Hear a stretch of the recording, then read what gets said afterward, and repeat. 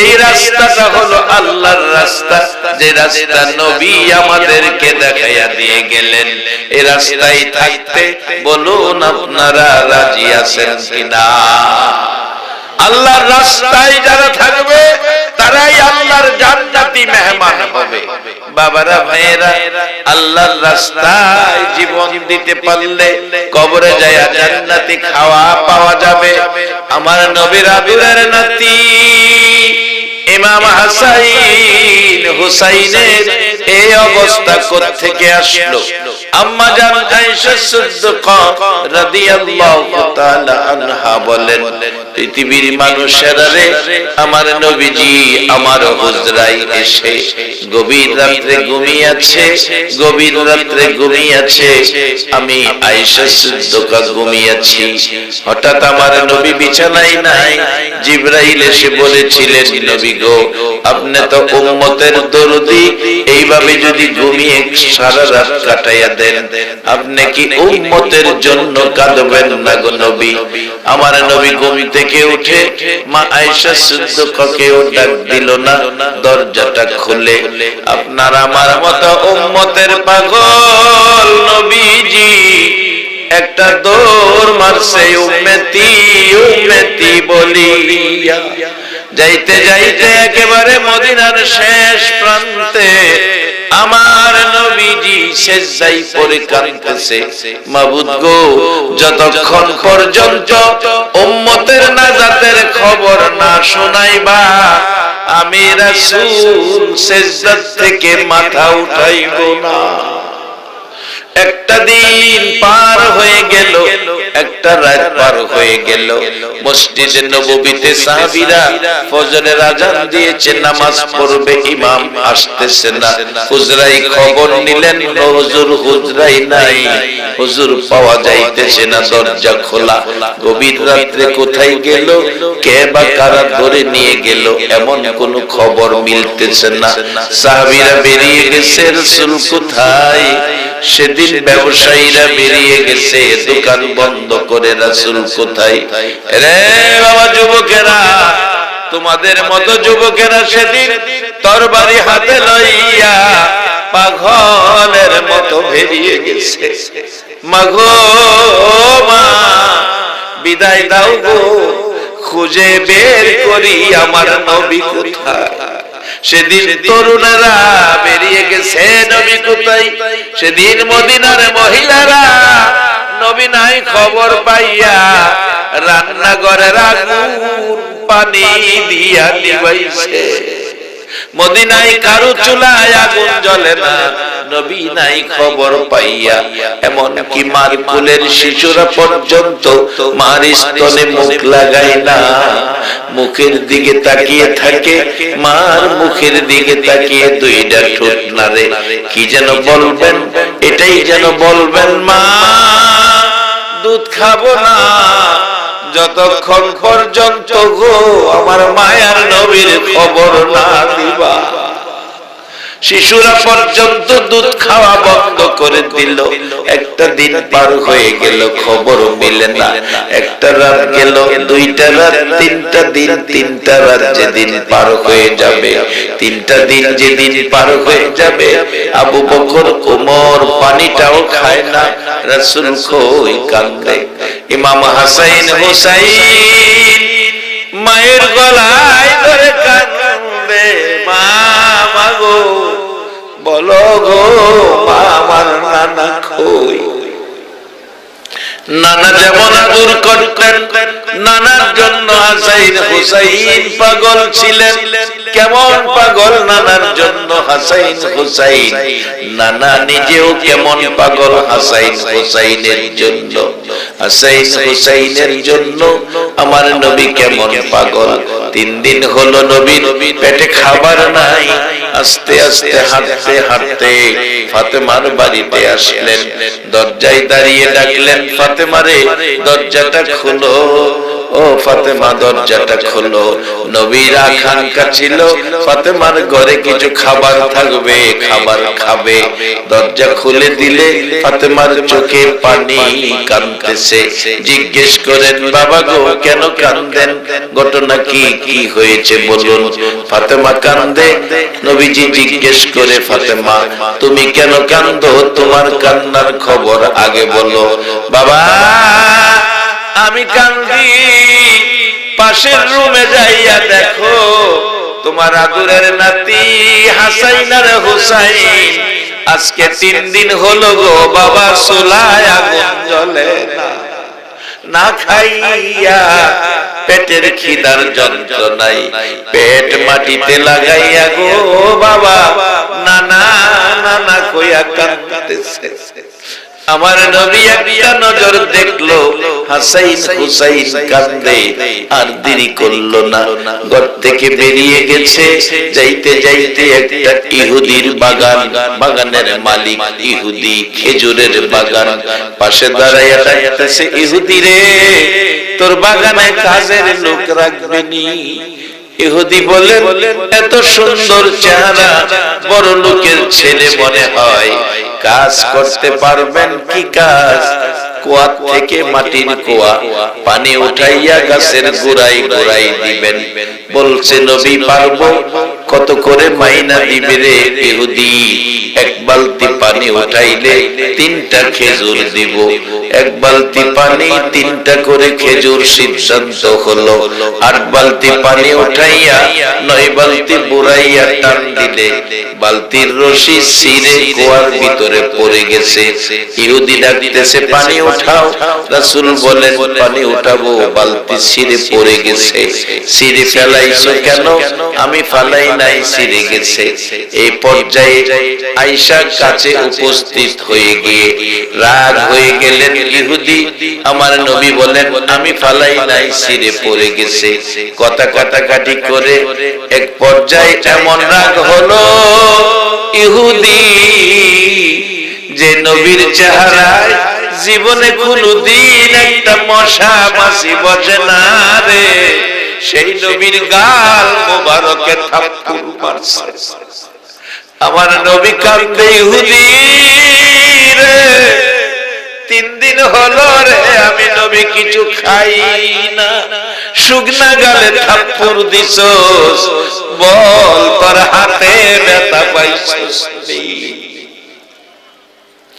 আমার 8 বালতি খেজুর পানির বিনিময়, 8টা খেজুর 8 বালতি পানির বিনিময় 24টা খেজুর দে। আমার আদরের নাতি হাসাইন হুসাইন কান্দে। 8 বালতি পানির বিনিময় 24 খেজুর লইয়া এত আদরের নাতি ইমাম হাসাইন হুসাইনের জন্য রওনা হলেন। আমার আল্লাহ বলেন, জিবরাইল রে বন্ধুরে বালতি উঠাইয়া দিতে।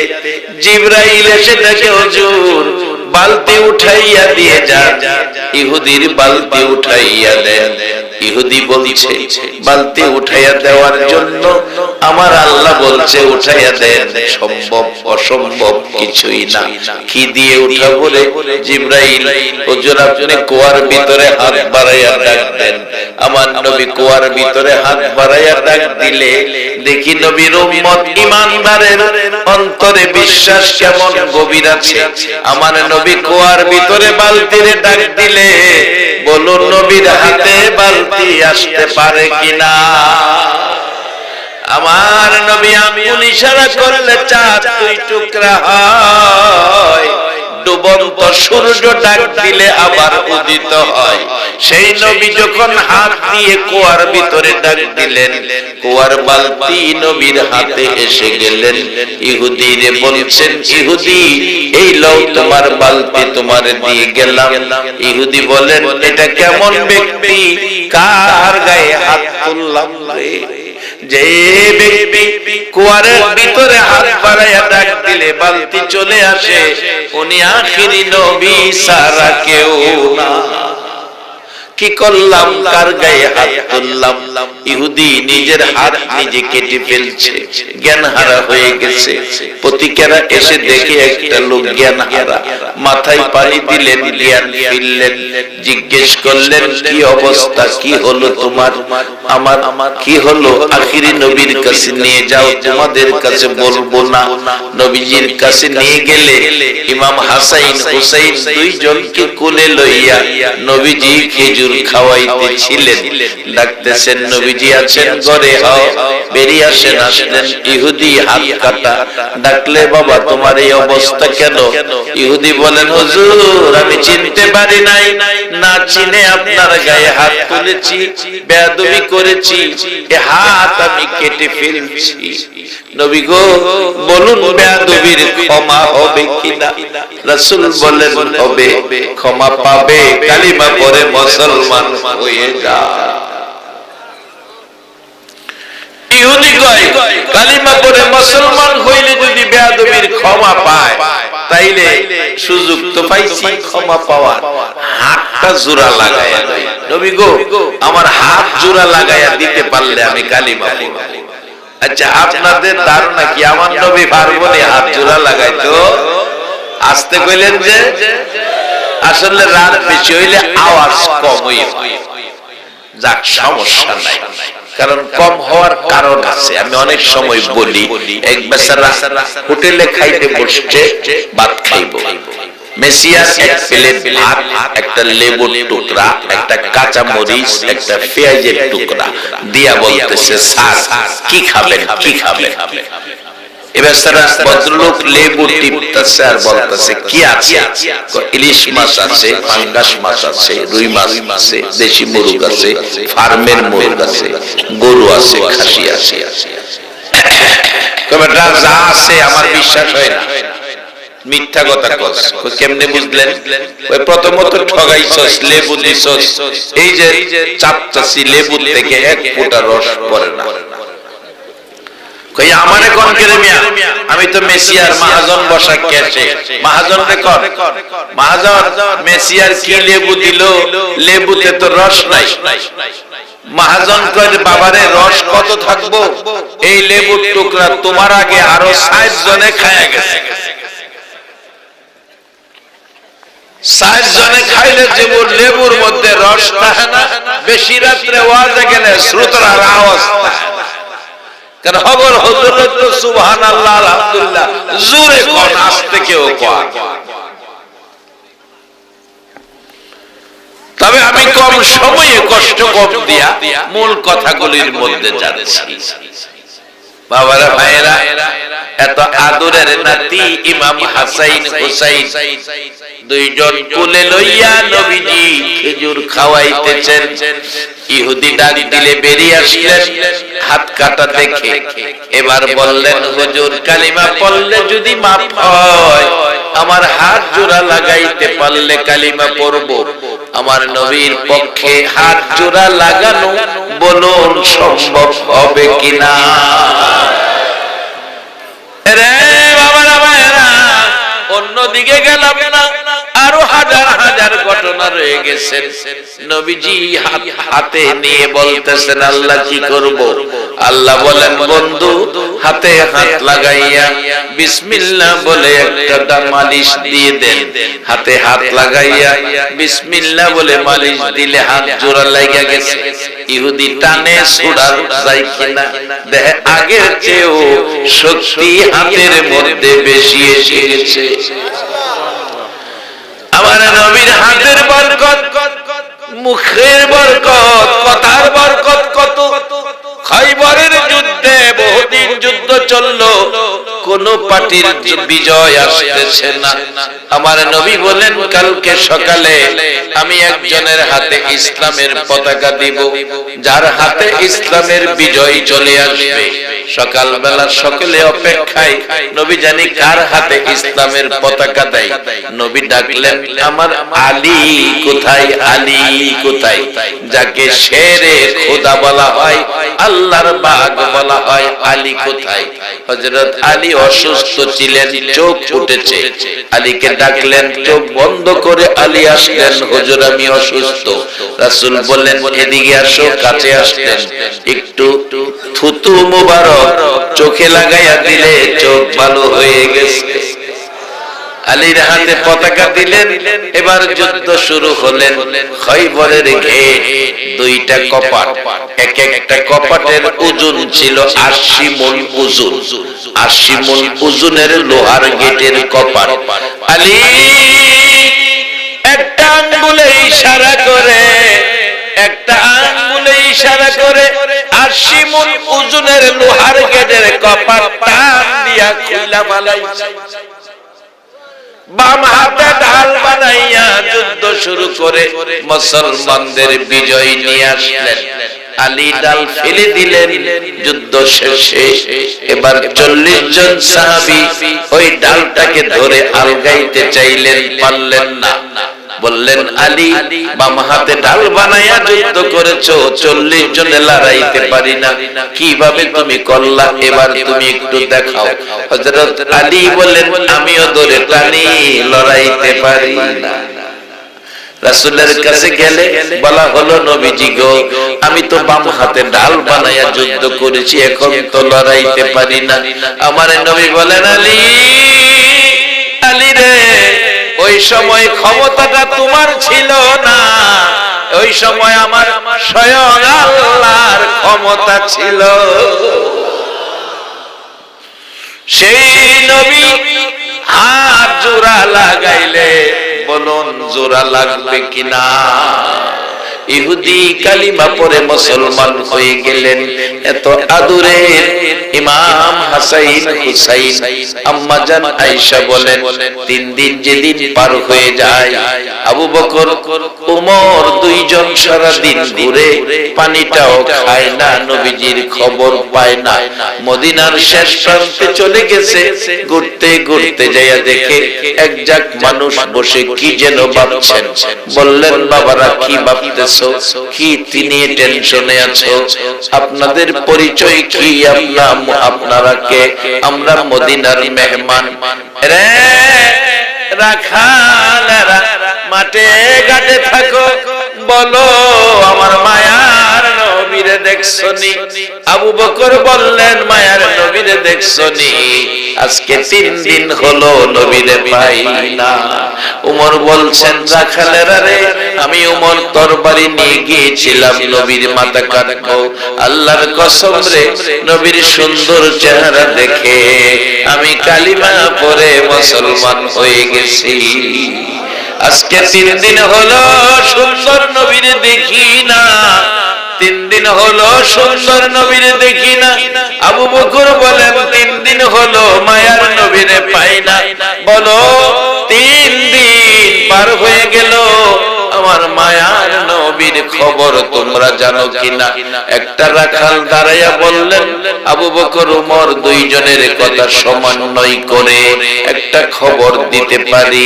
আজকে ৩ দিন হলো ও আবু বকর ওমর, পূর্ণিমার চাঁদের মতো সুন্দর একজন ব্যক্তি ওই পাহাড়টার পাশে যাইয়া দেখ রে আবু বকর ওমর, আজকে ৩টা দিন পার হয়ে যায়, ৩টা রাত পার হয়ে গেছে, ওই লোকটা সেজদায় পড়ে উম্মতি উম্মতি উম্মতি বলে কাঁদতেছে। আবু বকর ওমর দুইজনে সিদ্ধান্তে পৌঁছলেন, উম্মতি বলে কান্দে আমার নবী ছাড়া কেউ না। যাইতে চাইলে রাখালেরা বাধা দিলেন, আবু বকর ওমর যেও না, কথা দাও, এই লোকটা যদি তোমাদের নবী হয়ে থাকে লোকটাকে উঠাইয়া মদিনায় লয়ে যাবে, কথা দাও রে আবু বকর ওমর। কারণ আজকে ৩ দিন হলো আমাদের বেড়া বকরি দুম্বা উট সবগুলো পশু ওই লোকটার পাশে দাঁড়াইয়া তার ব্যথায় ব্যতীত হইয়া দাঁড়াইয়া দাঁড়াইয়া ৩ দিন হলো কান্দে, ঘাস পানি খায় না।